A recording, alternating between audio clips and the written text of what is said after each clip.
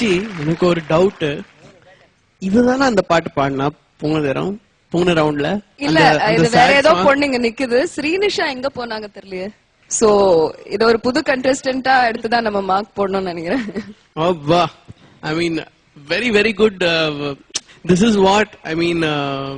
ஒரு playback singer கூடி ஆகணும்னா இது ரொம்ப இம்பார்ட்டன்ட். இந்த மாதிரி ஒரு வெர்சட்டாலிட்டி எல்லா சாங்ஸ்க்கும் ஈக்குவலா